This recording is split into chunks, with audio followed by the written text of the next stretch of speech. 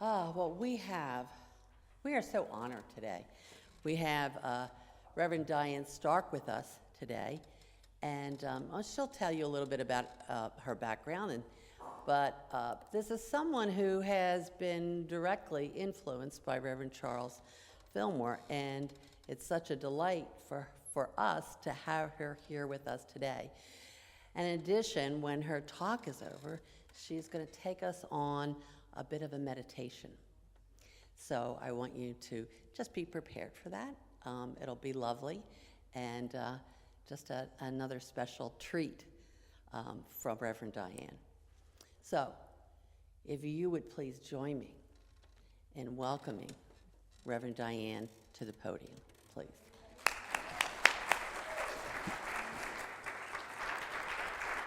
Thank you. Thank you. Thank you. Thank you. Well, you know, I've been visiting my sister, and my oldest girlfriend who lives in Istanbul has met us there, and she's staying with. They're putting us up so good.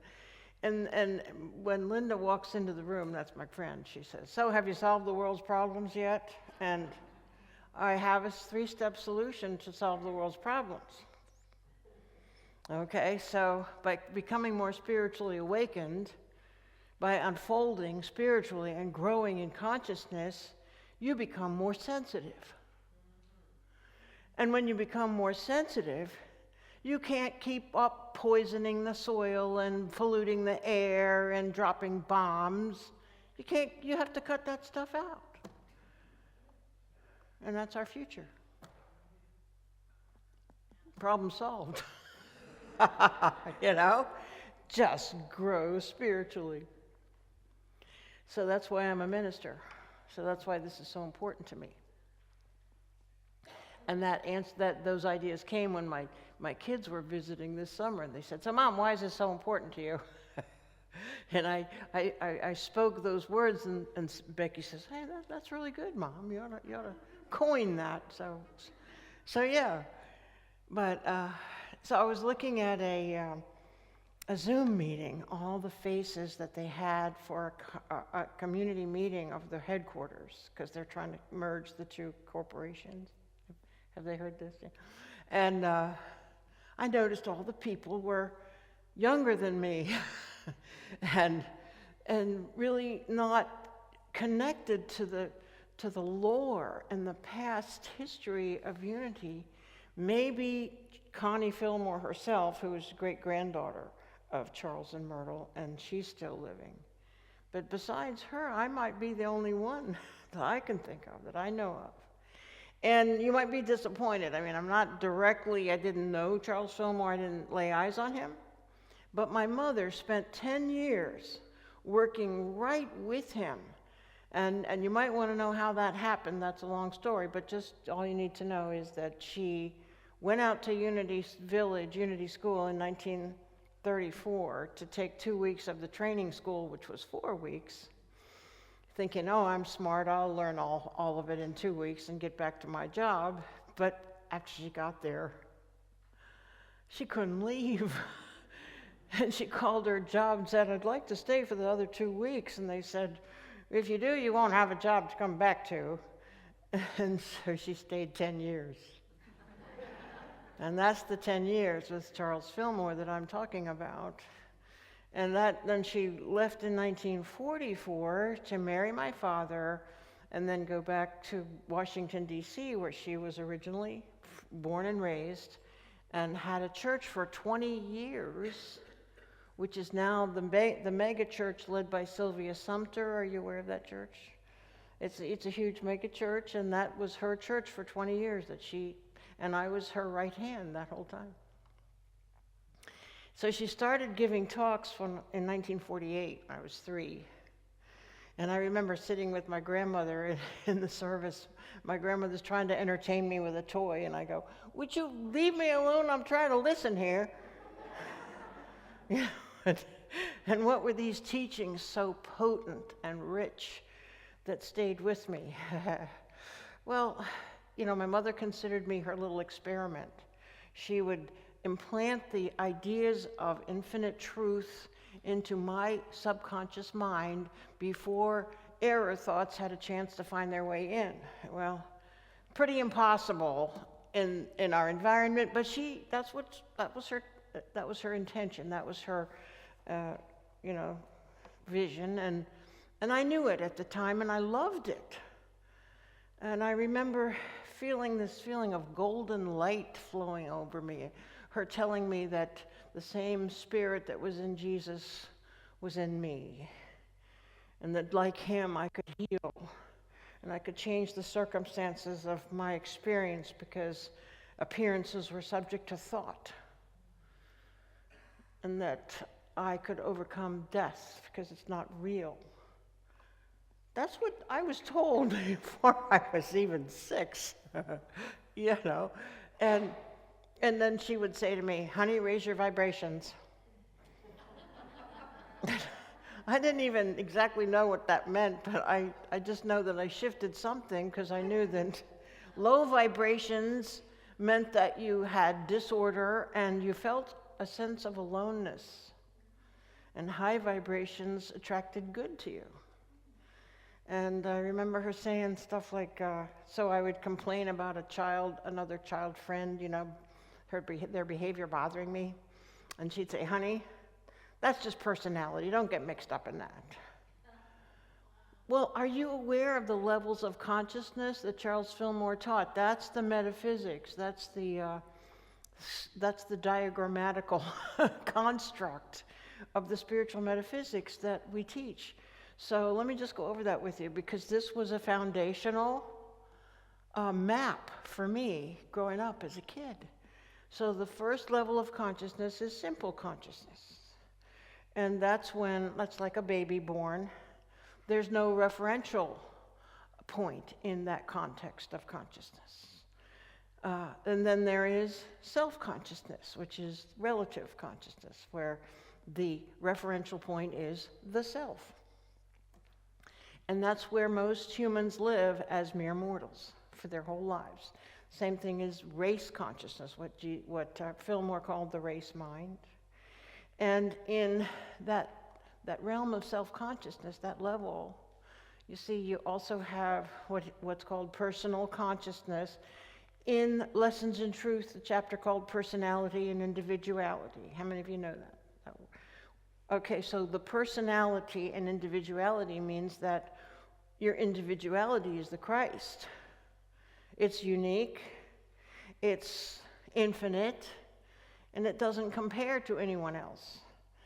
In personal consciousness, you're competitive, you're jealous, you feel inferior, or you feel superior, It's all personality, baloney, that you transcend as you evolve and unfold in consciousness. Another part of that self-consciousness level was sense consciousness. Sense consciousness is when you take your information from outer appearances, which are illusions, which are not reality. How can I be 8 years old and know that, well, reality is actually the unseen, it's not what you see. And let me say that the only downside of this knowledge is that the ideas in public school just had no fascination. They just paled in comparison to the ideas I was thinking about. Long division was like mud. History had no inspiring heroic choices. What are you talking about? Let's see some idealism here. No. Anyway, back to sense consciousness. So taking your information from the senses made you possibly addicted to things and dependent on people. And so I learned to prize and cherish independence and freedom above everything else. Sense consciousness made you need stuff. It made you feel that you had to have certain things or certain people in order to be complete, which is not true. Yeah, so when you rise above personal or self-consciousness, you cross over. It's the big birth. You are birthed into Christ consciousness or the realization of love. That's what we celebrate at Christmas time. the birth of the Christ, which is the capacity to truly love in the human heart. So when I was about in the 5th grade, I had a little friend that I met in Girl Scouts. And she and I used to like to walk and talk together because we liked philosophical ideas. And after a while, she said, well, Diane, I guess we're not going to be able to be friends much longer. I said, well, how come? She says, well, because I'm Jewish. And I said, well, so what? She said, yeah, but the Christians believe that the Jews killed Christ, and eventually you're going to blame me and you won't like me anymore. And I said, well, I never heard that, and I don't think that. Besides, nobody killed Christ. He's still alive. But I'm really proud of the fact that unity teaches no condemnation or exclusiveness, or that nobody's wrong. All religions contain truth. Charles Fillmore always emphasized that. There's truth in all religions. Yeah. So then there was one more model of consciousness that is the metaphysics that defines our movement, that we are metaphysical, because we have diagrams of consciousness. And that is the conscious, subconscious, and superconscious idea of mind. The individualized entity that each of us is comprised of a conscious phase of mind, which is our moment-to-moment reality. We take in information, we function with that. And then the subconscious mind, which is in a way like the Akashic record of our own personal experience. It's like a photographic plate. It doesn't discriminate, just information just gets imprinted there, and it's there. And then above the conscious mind is the superconscious mind. And, that was, in those days, calling something super anything was kind of like the mode of the day, but it hasn't become outdated, I don't think. It doesn't seem out of date to me. The superconscious mind is our interface with divine consciousness, the mind of God, the allness, the unified field of consciousness that we call God. We're like a drop in the ocean of it, right? And schematically, you could just say, well, that's the superconscious mind, from which we can receive any revelation that we need, any realization that we're seeking is available as we become sensitized and tuned in to that vibration, you see, of the higher realms of consciousness. So I'll tell you, these constructs, these ideas have never been contradicted, never been surpassed by any New Age superstar, never collapsed on me. And I see Charles Fillmore as such a courageous pioneer of the new thought, of the new age, because look what he did. He published so many magazines. Magazines are an old technology. They've declined, but yeah, they had Progress, Good Business, Daily Word, Unity, and Weekly Unity, to name a few. And that's what drew my mother out to Unity School, because she was working in an office, and the ladies in the office were reading Unity literature. And she was reading those magazines. And she was very interested in the approach that Unity publications had to her own spiritual faith, because she had grown up in a church called the United Brethren Church, which is an offshoot of the Church of the Brethren, which is very, I should say, evangelical, very, what's the word? Conservative, and she was deeply Christian, she was saved, but she found a more enlightened interpretation, a more enlightened application of that faith in Unity. And so when she saw that there was a training school going on for 4 weeks, as I said, she wanted to take 2 weeks to go. And she just stayed there the whole 10 years. And she would tell me, well, Papa Charlie said that Mary Magdalene was Jesus' wife. The scholars don't know it yet, but Spirit has revealed it to me. Yeah. And she said, Papa Charlie had told her that the future of Christianity was in the unfoldment of the soul, at the soul level of all humanity. He knew this, and he was in the charge. He was in the charge, and like I say, I just think that he was a courageous pioneer, and he set up. I mean, he taught the teachings and ordained ministers and sent them out in the world to start centers everywhere. He did this to promote the teachings of unity and the truth with a capital T, the truth that sets us free, the freeing truth of being. And I think it is time that these teachings become mainstream. You know, that the world awakens to this message that it is not confined to any tradition. It's not confined to any cultural bias. It's simply understanding that it is all one connected field of consciousness, and that we are all part of it.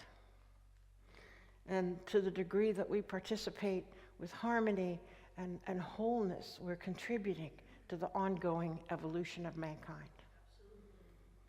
So with that thought, you know, take us into meditation. One of the teachings, one of the distinctions of the unity points, I guess, is meditation in the silence. So I want to do that here, just to go in and center ourselves, consciousness opening up to a time of just silence, in the silence. And in that silence, that is our opportunity to realize and to receive and to feel a quickening within. It can be with words, it can be without words. So let's just take this moment, as I say, take a moment to lean into this experience, to breathe into it, to relax into it. Because we do know that we are wholly divine. We do remember that the omnipresence of divine mind, the activity of spirit, is ongoing and never failing. And so in that knowing, let us rest for a time in the silence.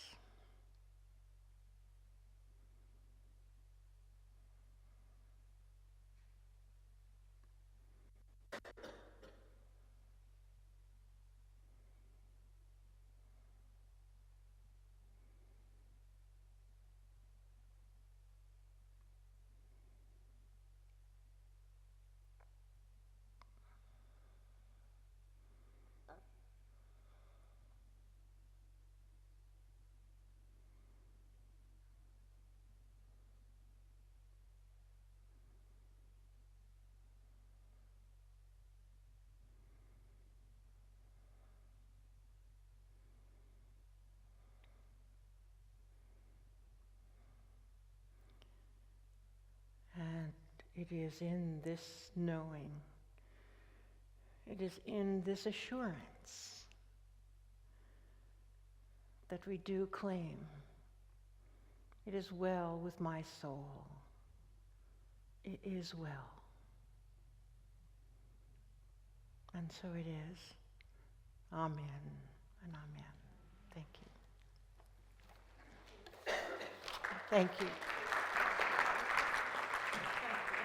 Oh, I know you're here. Well, let me get over Okay. here. I keep forgetting I don't have a microphone. wait, you're picking up on mine. Oh, good, all right. I know that you're here primarily to visit your sister, Yeah. and a wonderful thing that is. But we are so grateful and so honored that you thought to include us in your visit also. So just want to give these to you and Thank you so much. They're so beautiful. Ah, I love that. Thank you. Thank you.